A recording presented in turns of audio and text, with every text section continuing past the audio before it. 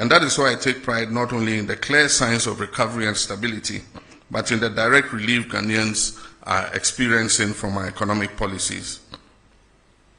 Today we are seeing a stabilization in the price of goods and services, with inflation dropping significantly from 23.8% in December 2024 to 11.5% in July 2025, the lowest inflation rate recorded since December 2021. But this isn't just about numbers, it's about being felt across markets and homes. The prices of key commodities are falling, and for the first time in years, brands and businesses are actively advertising their price reductions, a sign that recovery is not only real but tangible. Official trade associations have presented data to Parliament that shows that up to 4,500 different items on the market have seen varied price reductions. We've stayed current with our bond repayment obligations. In a significant endorsement of Ghana's economic recovery efforts, global credit rating agencies, S&P Global Ratings, have upgraded Ghana's country credit risk from junk to B- with a stable outlook, reflecting renewed investor confidence and the positive momentum in economic management. To maintain this positive momentum of our economic recovery, we're increasing Ghana's productivity through bold job-creating initiatives, and one of the most transformative among them is our 24-hour economy initiative, a policy that is designed to boost micro and small and medium enterprise, modernize agriculture, and expand employment opportunities across key sectors. This initiative is not just about keeping the lights on longer, it is about unlocking new shifts of productivity, widening access to jobs, and building a resilient, inclusive economy that works for all. Only yesterday, Cabinet approved for onward submission to Parliament the 24-hour authority bill. Already we are seeing key institutions take the lead in actualizing the 24-hour economy vision. The Ghana Publishing Company has transitioned to a full 24-hour operation. The Passport Office and Ghana's foreign missions have also rolled out round-the-clock services to expedite passport processing and improve service delivery. At our ports, both Tema and Takoradi are now operating 24 hours to boost trade efficiency and reduce congestion. To guarantee safety within this evolving ecosystem, a dedicated 24-hour economy policing secretariat has been established in the Ministry of Interior to provide continuous security support across the country. These bold steps signal a clear national commitment to building a resilient, inclusive, and job-rich economy. To ensure legal and operational readiness, Cabinet has approved critical amendments to the GIPC Act and the Labour Act, which now include provisions that enable and regulate 24-hour economic activity. These legal reforms will ensure that businesses, investors, and workers alike are supported by a framework that protects rights while encouraging innovation and growth. Complementing this agenda, we have rolled out the Jumara program and the National Apprenticeship program, both of which are expanding pathways to employment, particularly for our young people and artisans. These programs are equipping thousands with the skills, tools, and opportunities they need to succeed in today's job market. Thousands of young Ghanaians are currently undergoing training under the 1 Million Coders program, our bold strategic initiative to build Ghana's digital talent base and prepare our youth for the jobs of the future. This program is equipping participants not just to access digital jobs, but to create sustainable employment opportunities through innovation, entrepreneurship, and global ICT competitiveness. Additionally, in the extractive sector, the Gold Board is formalizing Ghana's gold trade. As of today, gold trading is a reserve for only Ghanaians. This strategic move will help maximize national benefits, enhance transparency, and ensure that the wealth generated from our natural resources is reinvested in our communities and national development. We're also taking decisive action to protect our environment and natural resources from destruction. A dedicated national task force is currently in place, actively combating the menace of illegal mining. As a result of their operations, hundreds of excavators, water pumps, and other heavy equipment have been seized, disrupting the networks that have long exploited our lands and our rivers. In addition to enforcement, we are reclaiming what has been lost. 9 forest reserves have been successfully recovered from the grip of illegal miners, restoring these vital ecosystems under state protection. Our Tree for Life initiative is being actively rolled out across the country, targeting the restoration of lands degraded by illegal mining activities. Steps are currently underway to repeal LI 2462 to formalize our commitment to end mining in forest reserves. Let me be clear, since my administration resumed office, not a single license has been issued to any company to mine in our forest reserves. The repeal of LI 2462 is therefore intended just to crystallize in law what we have already demonstrated in practice, which is our commitment to protect these forest reserves. My friends, I understand that public accountability and the recovery of looted state resources are at the top of your expectations from my government. And let me assure you, my fellow citizens, that we've not wavered in our commitment for even a moment. Neither have we been complacent. What you are witnessing is not inaction, it is our steadfast adherence to due diligence, due process, and fairness in the pursuit of justice. Yes, our insistence on doing things the right way may afford those who have looted this country some temporary relief, but let me be clear, it will not grant them permanent escape. Across multiple fronts, active pursuits and prosecutions are well underway under the Operation Recover All the Loot. Over 200 cases are under active investigation, with about 80 people interrogated so far. Several prosecutions have begun, progressing steadily and remaining firmly on course. In the Republic versus Edubwan and 3 others, the state has submitted witness statements together with all other documents, and trial has commenced. And the first of 3 prosecution witnesses have been called and have been cross-examined by counsel for the accused person. With the SkyTrain case, for instance, the prosecutors have secured a trial date, as all preliminary matters have been concluded and the trial is set to commence. For the National Service Authority case, due to its expansive nature, charges have been drafted and will be filed as soon as the legal year begins against the following person: the Republic versus Osei Sibe, the Republic versus Eric Nyaku, the Republic versus Gifty Owari. Also for the National Cathedral, we are awaiting a forensic audit from the Auditor General. Additionally, charges have been drafted and are ready for filing in the case of Republic versus Wuntumi and Akunta Mining. The Economic and Organized Crime Office, EOCO, is finalizing its report with respect to Exim Bank transactions. Dockets are in preparation for the buffer stock case and the drip equipment case. Investigations are ongoing into the African Cup of Nations case, the Mart Set case, and approximately 20 other cases currently. Let me be clear, every single case of corruption that needs to be investigated is being looked into. And once evidence is found to ground the prosecution, that will happen and happen swiftly. Looking within, we launched a code of conduct for public officials with an insistence on strict compliance. A high-level working group has been inaugurated to draft a new anti-corruption strategy aimed at strengthening ethical governance and institutional coordination. My fellow citizens, the scourge of Galamsey is receiving much attention.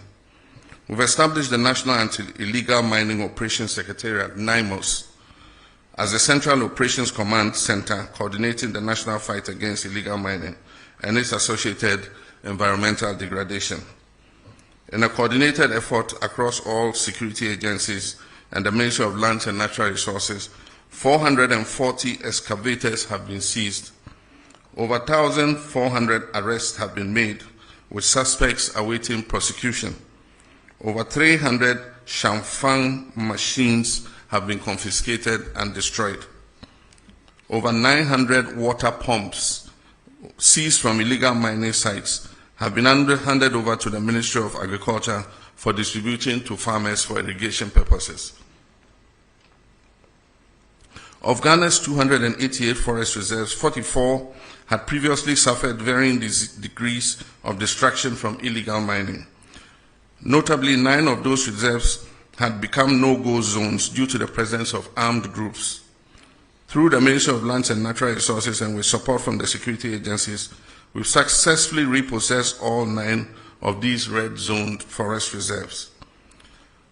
However, over the weekend, the Jimira Forest Reserve and the Anwia Futu section of the Ofinch Shelter Belt was re-invaded by illegal miners after these were handed back to the Forestry Commission. The military is currently working with NIMOS to repossess those reserves and establish a permanent presence in those liberated forest reserves to prevent re-incursion by illegal miners. 980 personnel have been recruited, trained and deployed in the western and savannah regions. They conduct daily operations on major river bodies, serving as community vanguards to ward off illegal mining activities. An additional 1,020 personnel will be recruited and deployed by the end of the year, bringing the total force to 2,000 blue water guards. The next phase will focus on dechemicalizing and restoring our water bodies to their pristine state. Feasibility studies for this critical restoration efforts are currently underway. In collaboration with the Ministry of Transport, and the Ministry of Finance, GRA Customs Division, and the Ports and Harbours Authority, we've instituted a system for the proactive tracking of all imported excavators and earth-moving equipment from the port of entry. 1,200 excavators are going through the permitting process from the Transport Ministry, clearance from Customs registration with DVLA, and tracking at the Minerals Commission. So far, we've registered 1,015 earth-moving and mining equipment. 647 have been registered and fitted with tracking devices. There are an additional 600 equipment at the port awaiting clearance.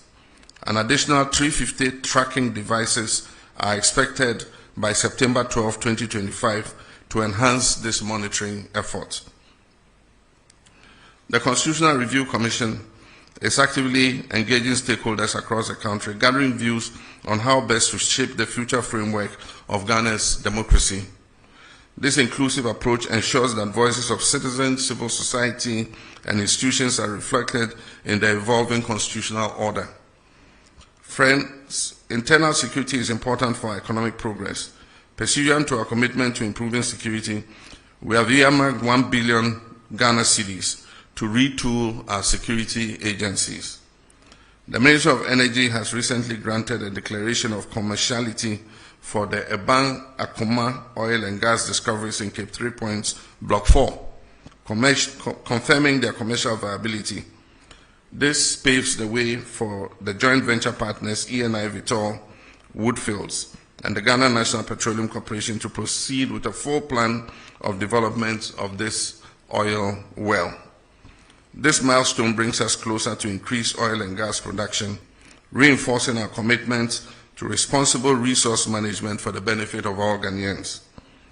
We've also approved the construction of a second gas processing plant, GPP2, to double our national processing capacity and set the stage for cheaper, cleaner, and more reliable power generation. This landmark project alone is expected to save the country close to $500 million every 2 years by drastically cutting our reliance on expensive imported liquid fuel.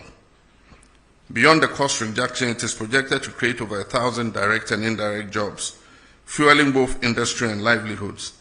We can all attest to the fact that the looming threat of Dumsor we inherited in January this year has been averted. Through strategic interventions and swift action, power supply has remained stable across the country, ensuring uninterrupted electricity for households, businesses, and essential services. We've made significant strides in restoring fiscal decentralization. In the past 8 years, only 40% to 50% of the District Assembly's Common Fund was reaching metropolitan, municipal, and district assemblies, constraining their capacity to to deliver local services. Our government has reversed this trend. District assemblies are now receiving 80% of their allocation directly. Of the 7.57 billion allocated for DACF this year, approximately 6.1 billion has gone straight to local assemblies, with a minimum of 25 million allocated to each MMDA. Already the first quarter disbursement of 987.97 million has been released to kickstart district level development. To ensure focused impact, Cabinet has approved expenditure guidelines for the districts. 25% of the fund is to support design and construction of what we call 24-hour economy model markets. 10% is allocated for health, with a minimum of 2 CHIPS compounds per district.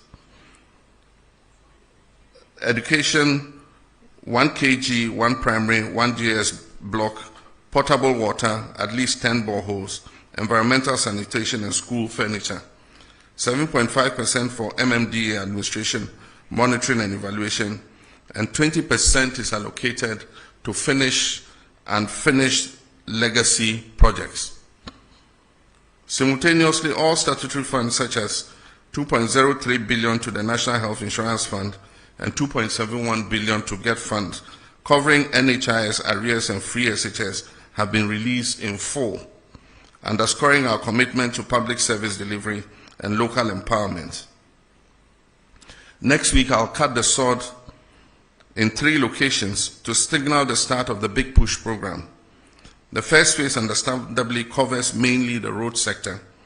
Everyone will admit that over the last 8 years, our road infrastructure has deteriorated remarkably. This year alone, almost 14 billion Ghana cedis of our oil and gold revenues have been earmarked for the Big Push program. Critical road projects such as the Ofankon-Sawam Road, which were chronically underfunded, have been transferred under the Big Push program and recently received a release of almost 1 billion cedis to ensure speedy completion by the end of second quarter of next year. My media colleagues, our reset agenda remains on course, and I've remained unwavering in my commitment not only to the promise I made to you in the run-up to the 2024 elections, but to the principles of honesty, transparency, and probity and accountability that define good governance. I'm resolute in laying foundations for economic recovery, resetting our institutions to reflect the demands of modern governance and enhanced service delivery for every Ghanaian. I'm driven by a deep determination to see the dreams of our forebears for an economically independent and self-reliant Ghana realized in our lifetime.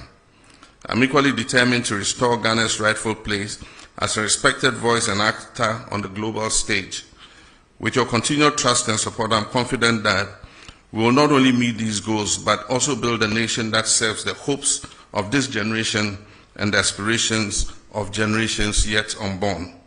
May God bless us all, and may God bless our homeland, Ghana. I thank you.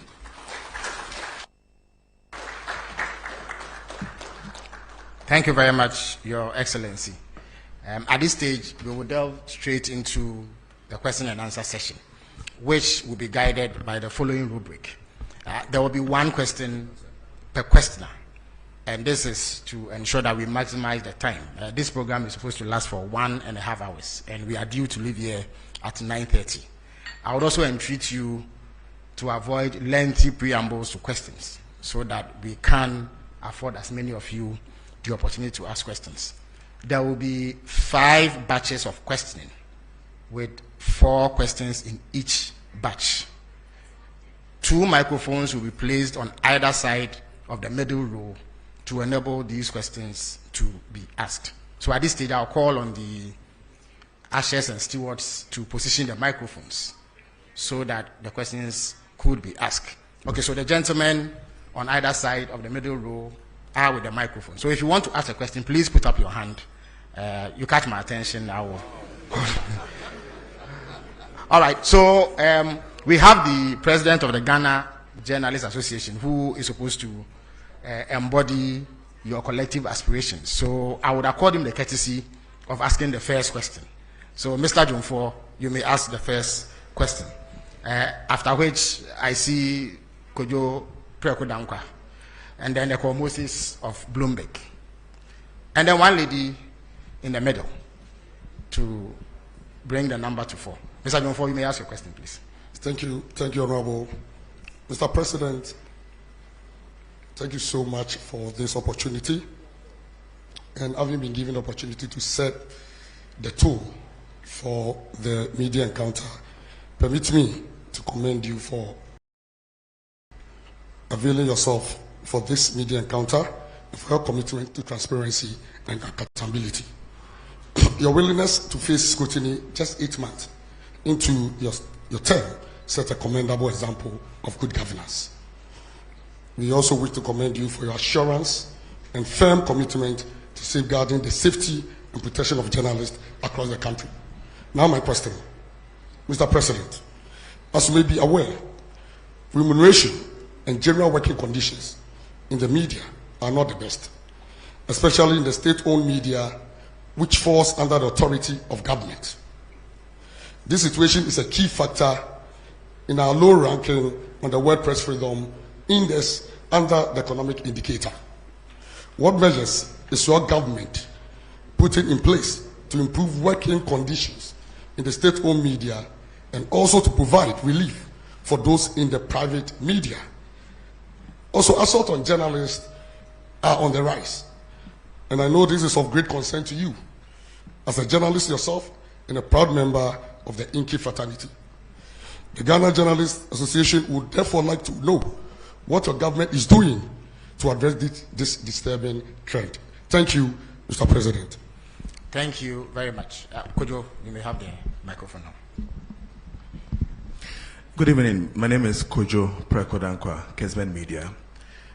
In your remarks, you did touch on the issue of mining, and I want to commend your government with the achievements you chalked.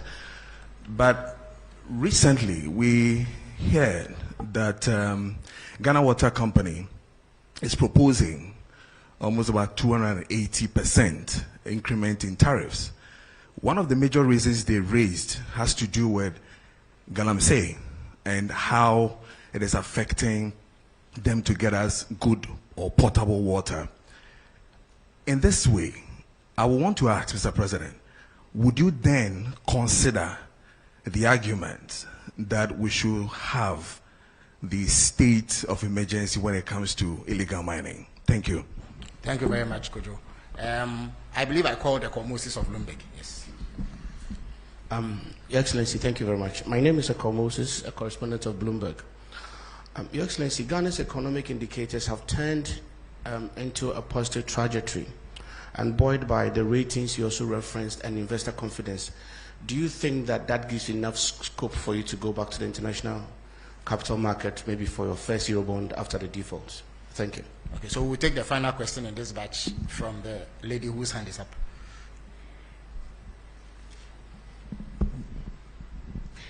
Bedase, Idiame Jeso, ene apina pukua, when nieme wo Adom Brand, Sadum TV, ena Adom FM. Masen bisa efa enkania boye ne yenim se ECG e propose 225%. Yenim se memu entumu by ebe se 2.45 in July e kwosoro by 14.75.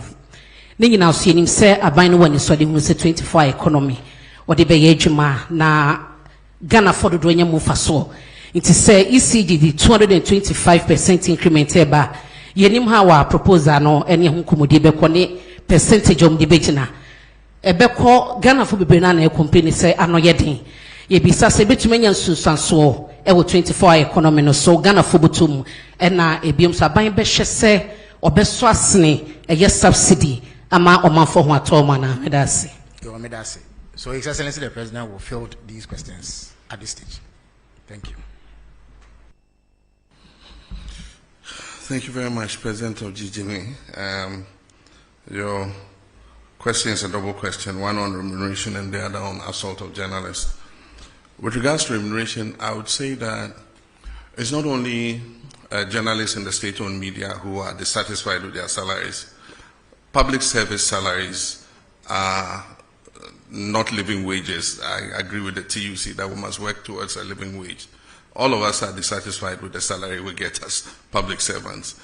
The private sector offers better remuneration, but that's why we have to work together to grow the national cake so that we can pay ourselves better.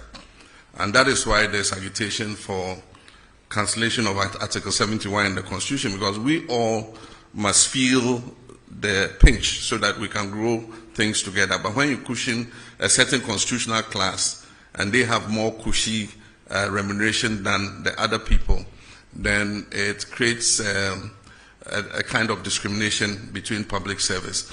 And so our advocacy has been for an independent emoluments commission that would deal with the salaries and wages of all persons in the public sector so that we grow those wages together. In our first incarnation under Professor Mills, we established a single spine salary structure. And that salary structure was supposed to uniform out wages in the public sector so that the disparity would not be too wide. So if you are a secretary in GBC compared to a secretary in, say, Bank of Ghana, there will not be that very wide disparity. Unfortunately, the single spine atonsium, because of the inability to maintain the discipline in public sector wages. Over the last 8 years, the group that is able to strike the most gets more addition to their wages than those that don't go on strike. And so the disparities have occurred again. And so we're in consultation with organized labor to see what we can do about reforming public sector wages. And I'm sure that if those wages are made better, journalists working in the public sector would also have an improvement in their remuneration. With the private sector, government does not have control there. And what happens is we have such a proliferation of private media that advertising revenue is not enough, to be able to maintain the kinds of salaries that we all expect. Maybe if we had fewer, then the advertising revenue would go around and people can have more. But our Constitution guarantees freedom to establish a media of mass communication. And so you cannot restrain how many radio stations you have or how many newspapers you have. And so it's something that we have to live with for a while. Natural competition will phase out the stations that are not competitive, and those that are able to survive will see that they're able to make more money from advertising. The main revenue for media all over the world is advertising. And so we'll see how that goes. I've condemned assaults on journalists in any form. Journalists are doing their job, and their job is to bring news to the doorsteps of our people and to inform them, educate and entertain them. And so at every event you will have journalists there. Unfortunately, some security personnel have developed a penchant for just harassing journalists. And so it's a matter of educating people. It's a matter of, sanctioning people who assault journalists. And I've been speaking with my president of GJA, saying that we're going to bring them together with the security agencies so that they must carry out an awareness amongst their people who provide security at events, that if you see a journalist at an event, he is also doing a job like you, the security person, are doing your job. And so you don't have the right to assault them or to manhandle them. And so we'll keep working at it. I mean, definitely, as a member of the GJA, a lifetime member of the GJA, there's no way I'll condone assault of journalists in any form.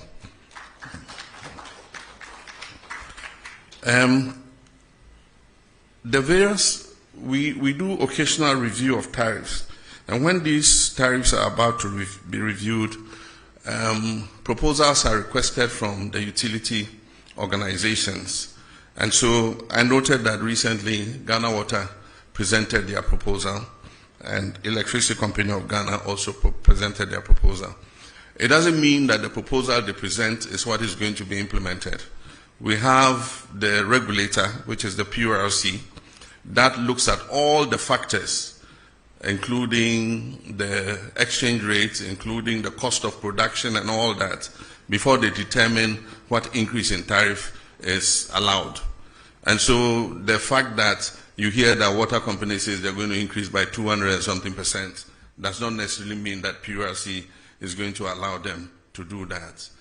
Now, meaning about Obusa ECG then also, the same for both utilities.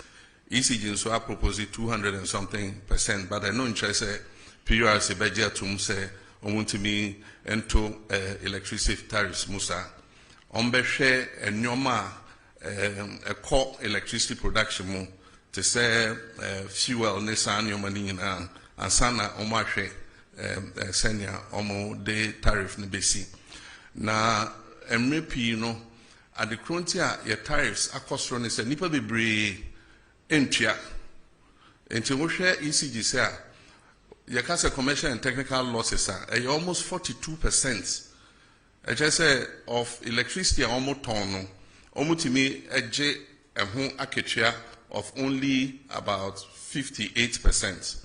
Na eno anka wiase afana bia ankasa ejumeya se wo ye ejumebia na bibia woton bia unya just return of 58% anka by now ejuma negu.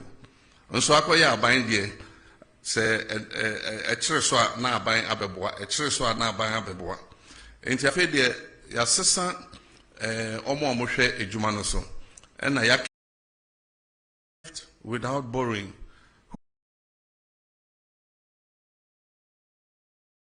go like this for a while and consolidate the economy before we look at external financing. Thank you. Thank you very much, Your Excellency. Now, having taken a set of questions from this side, I would go to this side and take 4 more questions. Kamini, you may have the first shot. Mr. President, it's Kamini Amano. I'm the host of TV3's Hot Issues. We look forward to your return to the iconic show. I want to talk about